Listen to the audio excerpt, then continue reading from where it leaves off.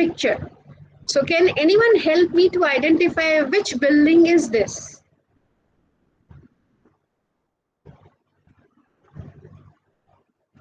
Maybe the logo can give you some idea.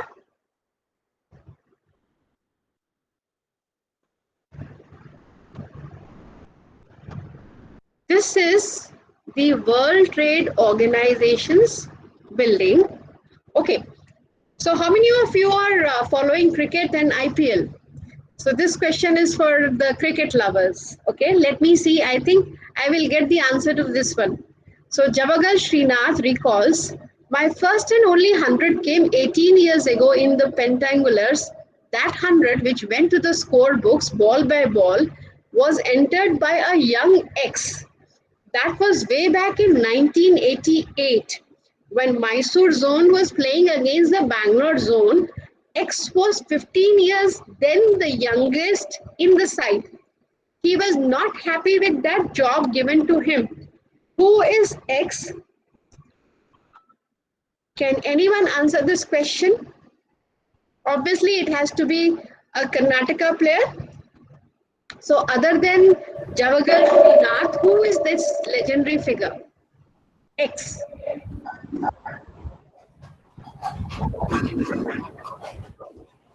Can anyone try? Rahul Dravid. Yes, that's the right answer. So you knew it or you just guessed it? Yes, ma'am. You knew the answer or you guessed it? Guessed it. I guessed it. Okay. So your guess is on track, right? Okay.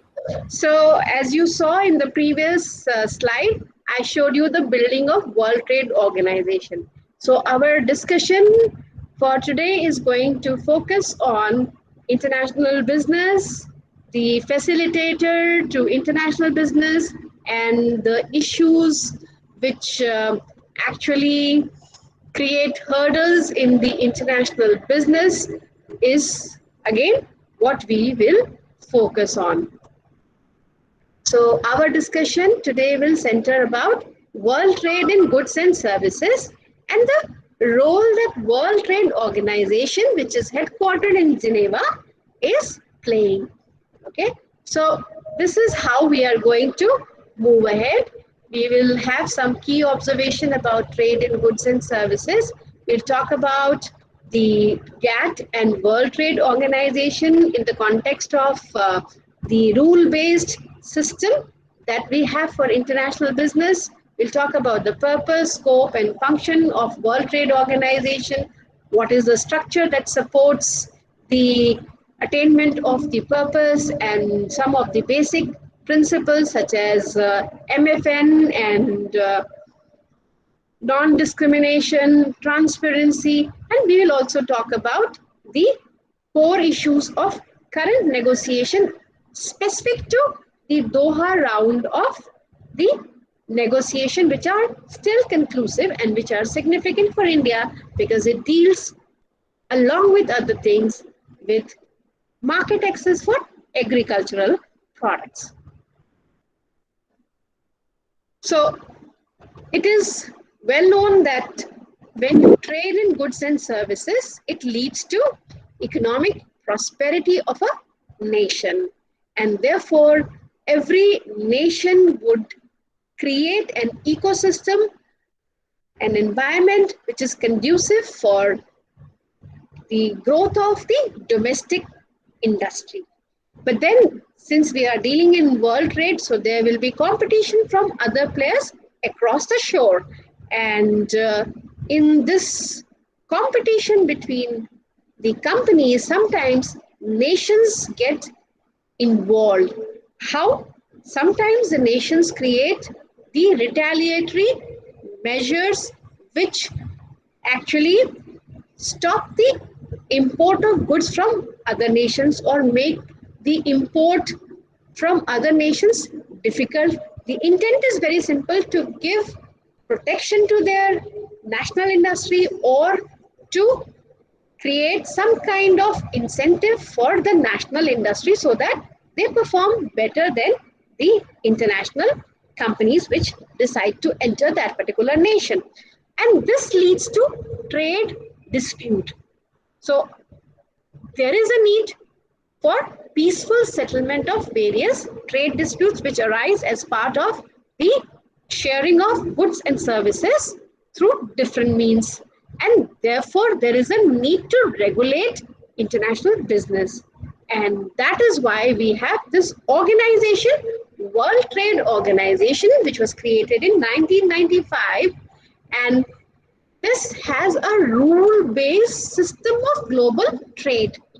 There are 164 member nations who are part of World Trade Organization, and it has accelerated globalization. And of course, globalization has both the positive and the negative impact on people, on consumer, and the largest stakeholder, which is the citizens of the country. And the focus of World Trade Organization to create a forum for continuous communication, negotiation, consultation among the trading nations. And as I mentioned earlier, so there is one set of nations who believe in protecting their national industries, and then there are other set of nations who espouse the free trade, who believe in barrierless international business. So both set of nations have their involvement in international business, and both create something positive and something negative for the growth of globalization and international business.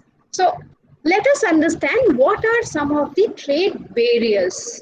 Okay, in what way do countries create artificial hindrance for the imports from other countries or foreign direct investment from the other countries and other forms of the international business entry? So we all know about tariff, and we know about the tariff is the taxation, and here we are talking about the tax imposed on the import of the goods and services. Then you have the import licenses, which is another form of the restriction. Then you also have export licenses, import quota. Sometimes countries decide to have some agreement and go for voluntary export restraint. And then there are technical standards, which again, in the name of protection of flora, fauna, mankind, emphasize on certain technical regulation, testing, labeling, and certification, which again results into the blockage of import from some of the nation. Then we also have the system of subsidy, the incentive that the national government provides to the different stakeholders, which could be farmers, which could be the R&D institution, which could be the exporting companies. And then sometimes the countries create a local content requirement that if you want to operate in our nation, then at least this percentage of the production should be sourced locally. An extreme form is embargo, which is a unilateral ban on the international business trade with a particular nation. Then some of the countries, they resort to currency devaluation, which makes their products cheaper. So this is another instance of a trade barrier. And then there are some other trade restrictions in terms of the movement of people and other such things. So we will talk about each one of these tariff barriers one by one. So you can see over here, we are talking about tariff. What is a tariff? Tariff is a tax which is levied on the export or import. Okay. So what is the effect of tariff?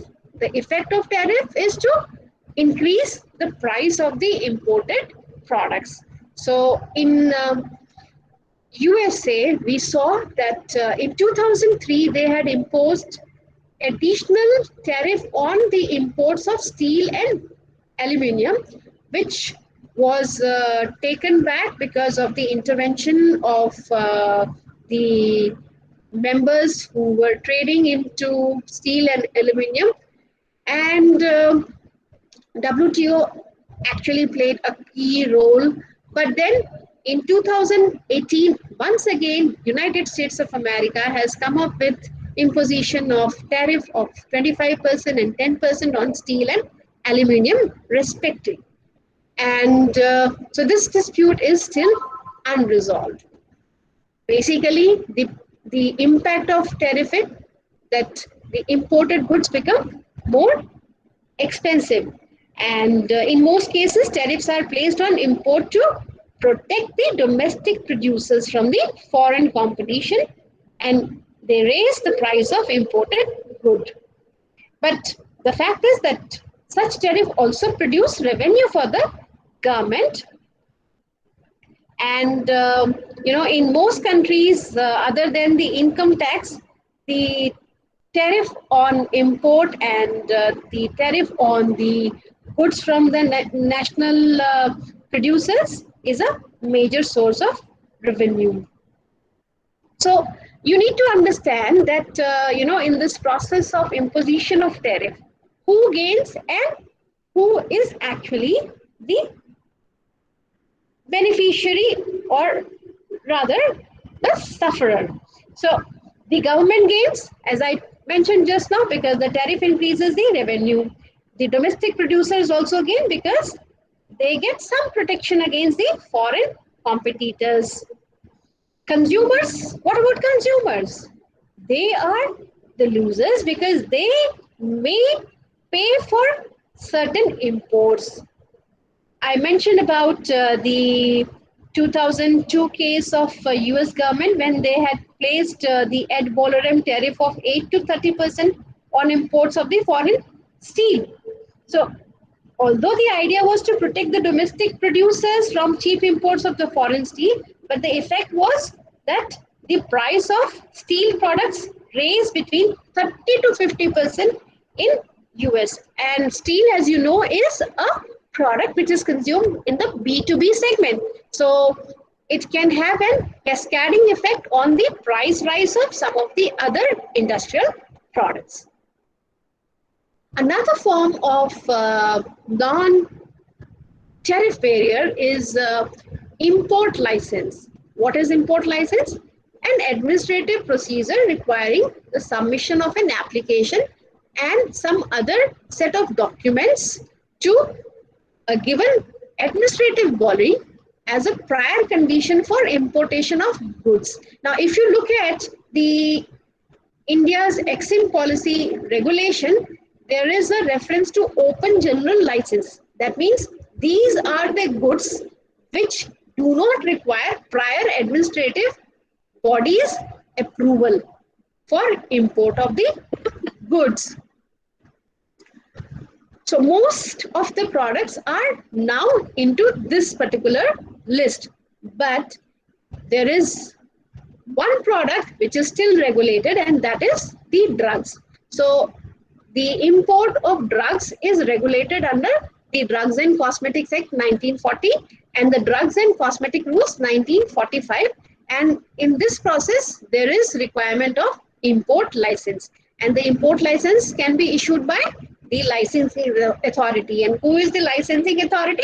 The Drug Controller General and the Central Drug Standard Control Organization, the Import and Registration Division. Okay, so there is a time that you need to put in, and in many instances there are charges of corruption in giving the import license. Okay, so that is an additional cost to the company, to the nation whose products are to be imported.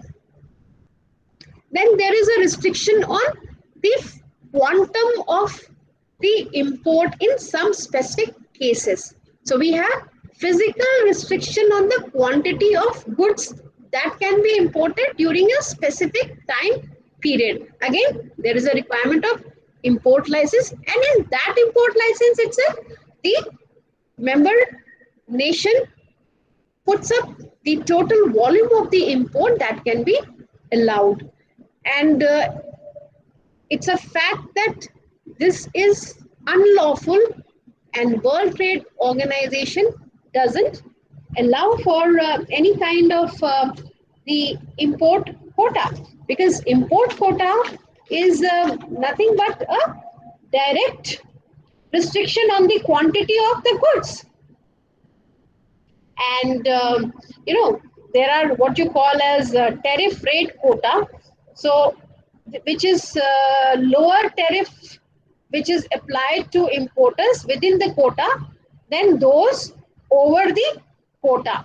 Okay, so for example, if India is an exporter of cotton to USA, so there is a quota, let's say it is X metric ton of the cotton. Okay, so up to X there will be a particular tariff rate, because that is the quantum of the import that is allowed. But if India goes beyond X plus, then the rate of import will be different, which will be higher than this tariff rate, which is applied if we follow the quota and do not exceed the quota. Now, there is a variation of import quota which we call as the voluntary export restraint. VER stands for voluntary export restraint. What is this? This is a quota on the trade imposed by the exporting country, typically at the request of the importing country's government. I mentioned about the rise of the Japanese companies after the 1970s oil crisis, how the Japanese companies, Toyota, Nissan, Mazda, Mitsubishi, and Honda entered the international market, in particular the US market, and the big three of US got perturbed, and their supremacy was challenged. So General Motors, Ford, and Chrysler, they went to the government of United States of America and told them that their domestic industry is getting a beating by the Japanese cars, which are fuel efficient and which are of the better quality. So there was a mutual discussion between the United States of America and the Japanese government, and the Japanese decided to have their own quota.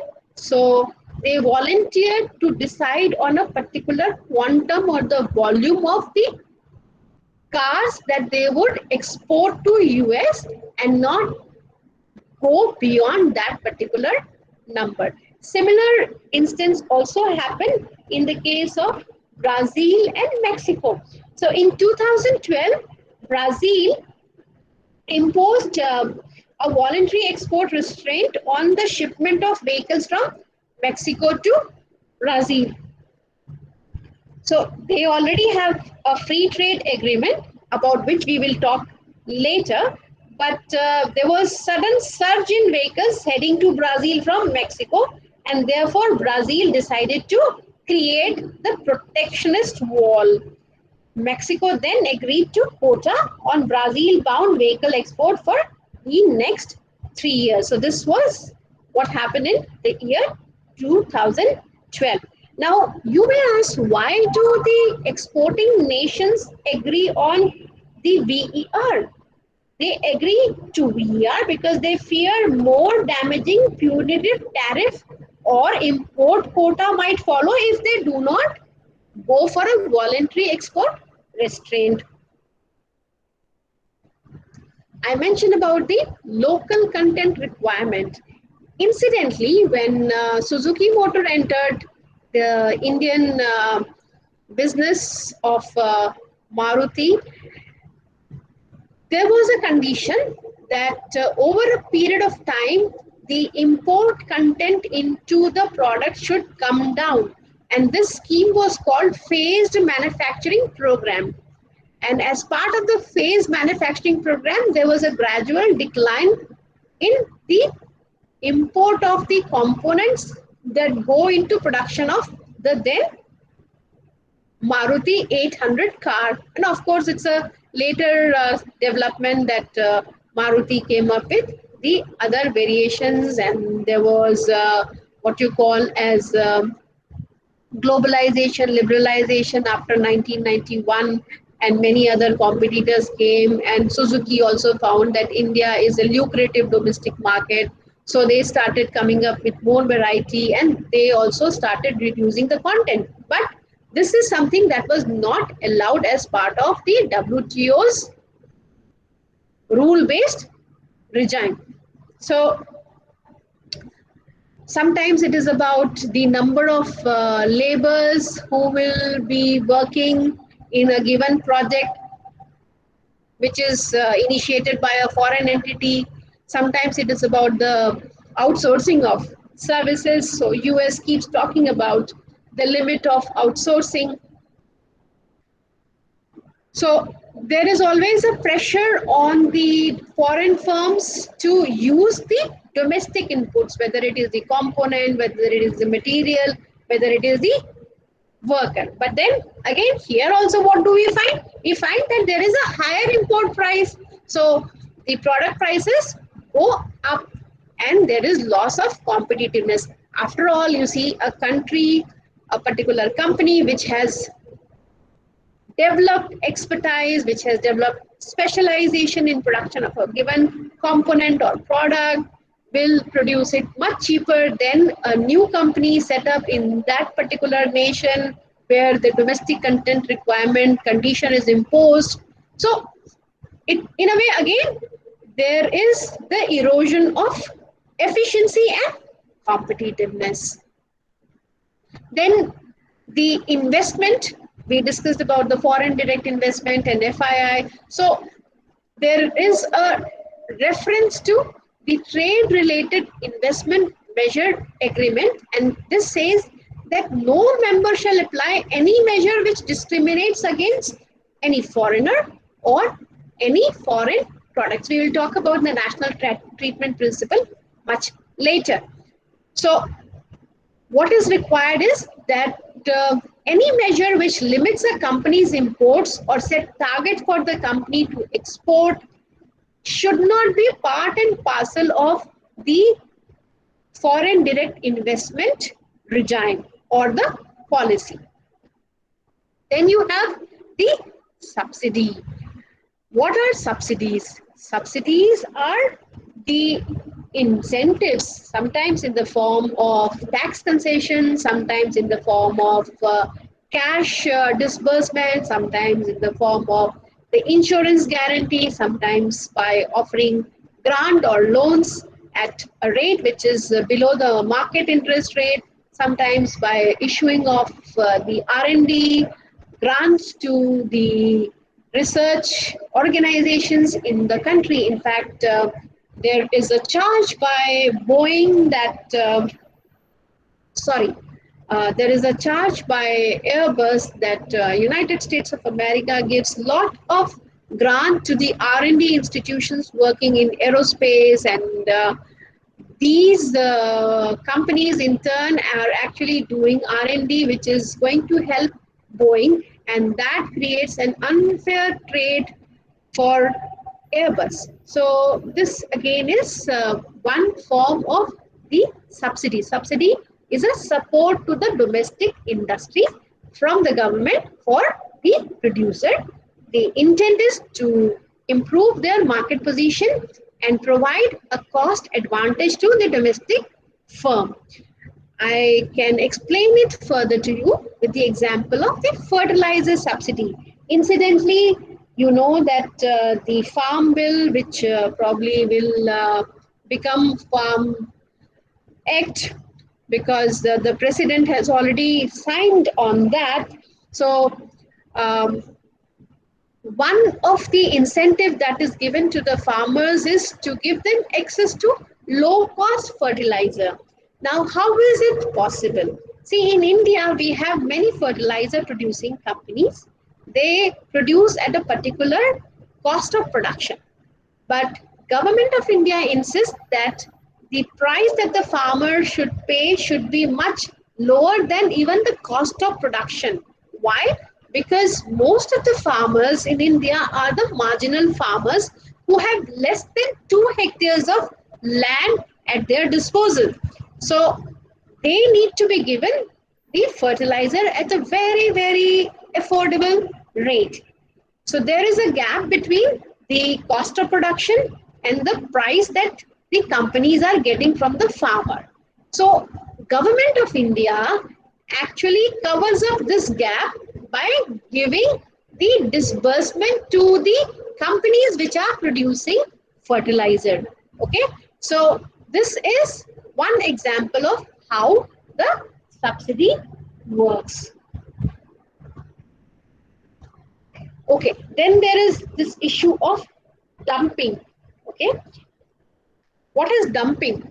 Dumping is defined as selling goods in a foreign market at below the cost of production, or selling goods in a foreign market at below their fair market. So how do you determine the fair market price? Okay, see, typically when you produce, you would have some transportation cost if you are exporting to other nations, and you don't do it for charity, so there would be some level of profit which should be levied.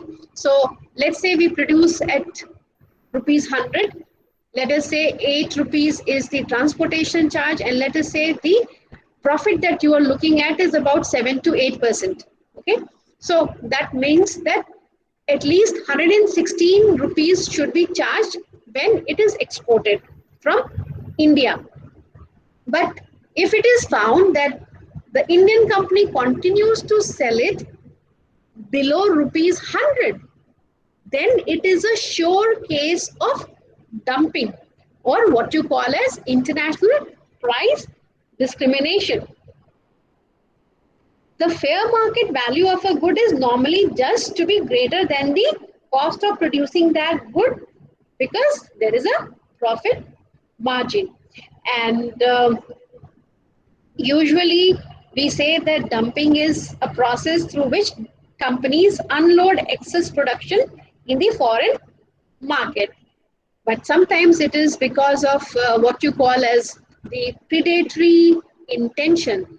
The predatory dumping is the process through which the producers temporarily reduce the prices to drive the competitors out of the business. So you might have seen how Chinese companies enter the Indian market and start selling at a price which is below the cost of production, and our Indian producers have no option but to close their manufacturing. And this has been uh, contention on the part of Indian industries. They have gone into the government again and again to regulate the price of the Chinese companies' products. So they actually are looking, the foreign company are looking at creating a monopoly so that they can later on charge higher prices. So initially they will offer a price which is below the cost of production, which is not taking into account the transportation cost, the profit margin.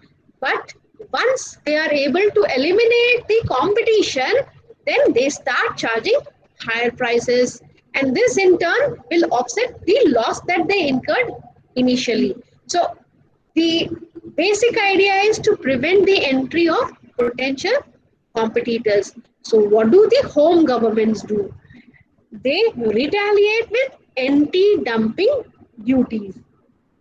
Basically, the anti-dumping policies are designed to punish the foreign firms which engage in the dumping and creating unfair advantage for the domestic industry. Congratulations देने के लिए phone किया था. I know. So I'm in the class. Okay, बाद में बात करेंगे शाम को इत्मीनान से. Okay, bye. Yeah, so we were talking about the anti-dumping policy. So, anti-dumping policy actually varies from the nation to nation. And, in United States of America, if any producer believes that a foreign firm is dumping production in US market, it files a petition with the government agencies. And which are the government agencies there? There is a Commerce Department, and then there is International Trade Commission, ITC, as is popularly known. And they actually investigate the matter, and if they find merit, then they impose the countervailing duties. So this is how the dumping and dumping on the part of the exporting nation and the retaliatory action on the part of the home government takes place. So this is what I explained to you, that the US International Trade Commission determines the less than fair value, and if that is the case, then they impose additional duty over and above the normal tariff. Then there's another thing that we call as technical standards and regulations. Sometimes they have merit. For example, if FDA insists that the content of lead or arsenic or some of the hazardous content is limited to a specific point, then they have a merit. But in some instances, the trade standards are created to ensure that the other players from foreign countries are not able to have a dominant position in the market. So, what is technical barrier to trade agreement? This aims to ensure that technical regulations, standards, and conformity assessment procedures are non-discriminatory and do not create unnecessary obstacle to trade. But at the same time, it recognizes that the WTO member nations have a right to implement certain measures which will ensure protection of the health of people, safety, and the protection of the environment. And the intent is to encourage member nations to follow international standards as a means to facilitate trade. But then there are procedures for testing, so you have to pay additional charge for testing requirement. You once you conform to a particular technical standard through testing, then you will get a certificate, and that certificate in turn will allow you to sell into that particular market. And when you are actually into the market, there will be again restrictions in the form of what will go into the label, what all information is required. So sometimes labeling itself becomes a non-tariff barrier, because within a given space you have to give so much of information. So either you increase the size or the packaging of the material, or otherwise you cannot sell into that market. Then there is sanitary and phytosanitary measure, which we call as SPS agreement. And what is this agreement? This is an agreement, again, about the application of food safety, animal and plant health regulation. And the moment WTO came into existence on 1st January 1995, all nations were obligated to follow the sanitary and phytosanitary measures. So along with the application and other export documents, fumigation certificate is also required in many instances. So, sometimes you have to submit a copy of the import permits. Suppose you are dealing with some animals, then you have to give the wildlife clearance certificate as well. So, this is what we saw are the different forms of the tariff and the non-tariff barriers to trade. Okay. But then it's a fact, as we will see in some of the later slides, that international business has seen a steady rise. Okay, so that means that in spite of all of these barriers, there is a belief that free trade helps the economies to gain. Again, recall the theory of comparative advantage, which you must have studied in semester 1. So, the comparative advantage is an economic term that refers to economies' ability to produce goods and services at a price which is lower than the opportunity cost, then that of the trade partners. This was given by David Ricardo in his book on the principles of political economy and taxation, but it has its origin into the work done by his mentor, James Mill.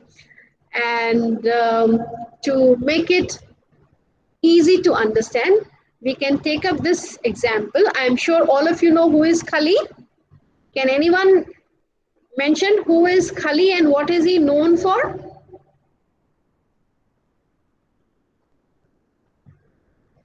Does anyone know? I'm sure most of you know.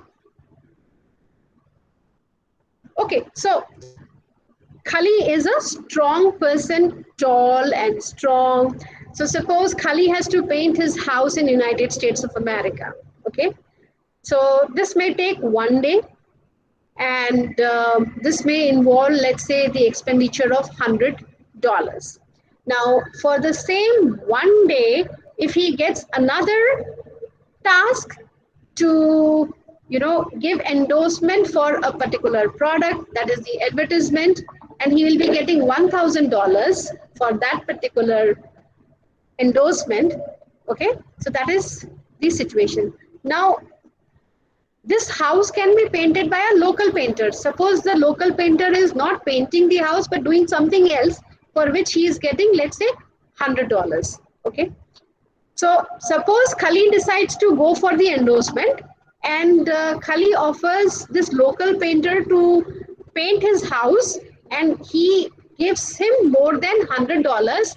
It makes sense for the painter to go to Khali's house and paint, and Khali to go and do the endorsement. So both of them are better off doing a particular thing, and there is an opportunity cost which they forego if they do not do another task. So there is a comparative advantage in Khali doing the endorsement and the local painter painting the house. So both need to do that. So we were talking about specialization. So specialization leads to increased productivity, leads to economies of scale of production, which we have talked about so many times. It also gives fair choice to the consumer. It brings down the prices, and obviously when the companies gain, when they make profit, they give higher revenue to the government, and the government is able to pass on the benefit of the increased receipt to the last person in the economy, that is the bottom of the pyramid, the people who earn below $4 per day as part of their earning. Now let us understand how the international trade has evolved and grown in the era beyond the agreement of World Trade Organization. So World Trade Organization came into existence in the year 2000, sorry, in the year 1995. Okay, and if you look at the 2018 figure, then it was worth $19.67 trillion, but it fell by 3% in 2019, and it came down to $18.89 trillion. You all know that even before the lockdown started, there was slight fall in international trade on account of various factors, including the trade war between some of the member nations, including China and United States of America. If you understand it further in terms of which are the products, so the fastest merchandise export growth came in the oil. So Kingdom of Saudi Arabia and Russian Federation were the gainers. So Saudi Arabia increased the export by 34.8% vis-a-vis the 2018 figures, and Russia increased by 25.6%. When you talk about the import value, so merchandise import value increased most for Indonesia, followed by Brazil, China, and Vietnam. Incidentally, China exports a lot, but then you need to understand that No nation can be self-sufficient. No nation has access to all the resources, and therefore we are interdependent. And this interdependent dependence is to be acknowledged, and therefore all nations must strive to reduce their conflict and go for a win-win situation. China registered strongest increase in the value of the exports when it comes to the commercial service as well as the imports. If you talk about our country, then we recorded double-digit growth in commercial service trade on both the export side and the import side. Again, talking about the pattern of international trade, world trade and GDP have grown in tandem during the last 10 years. If you make a comparison between 2008 and 2018, so both increased by 26%. World trade, the quantum of the world trade, and the quantum of GDP both increased by 26% between the period 2008 to 2018. If you look at the merchandise export, then it grew by 20% between 2008 to 2018, and commercial service increased by 46% in value terms, and this includes the IT services. I will stop the presentation and stop recording.